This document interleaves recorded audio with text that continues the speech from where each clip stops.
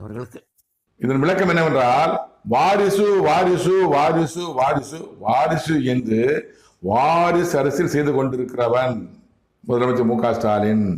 அதிகாரத்தில் இருப்பவன் தமிழ் முதலமைச்சராக இருக்கிற மு க ஸ்டாலின். தந்தை, தந்தைக்கு பின்பாக மகன், மகனுக்கு பின்பாக மகன், மகனுக்கு பின்பாக மகன். தந்தை கருணாநிதி அவர்கள், தந்தை பின்பாக மகன் மு க ஸ்டாலின், மகனுக்கு பின்பாக மகன் உதயநிதி ஸ்டாலின், மகன் பின்பாக மகன் இன்பநிதி. இதுதான் வாரிசு அரசியல் சொல்றது. நாலு அரசியல் பண்ணிட்டு இருக்காங்க. அரசியல் ஆதாயம் தேடியவர்கள் நல்லா கேட்டுக்கோங்க. அவர்கள் என்ன சம்பாதிச்சாங்கன்னு எனக்கு தெரியாது. நாங்க மாவடியில் ஒரு வீட்டில் உட்காந்துருக்காங்க, எனக்கு தெரியாது. கடவுள் தெரியும். மனுஷன் முகத்தை பார்ப்பான், கர்த்தர் இருதயத்தை பார்க்கிறார். இதுதான் பைபிள் வசனம். என்ன சொல்றாருன்னா, நம்ம முகத்தை தான் பார்ப்போம், இருதயத்தை பார்க்கிற கடவுள்.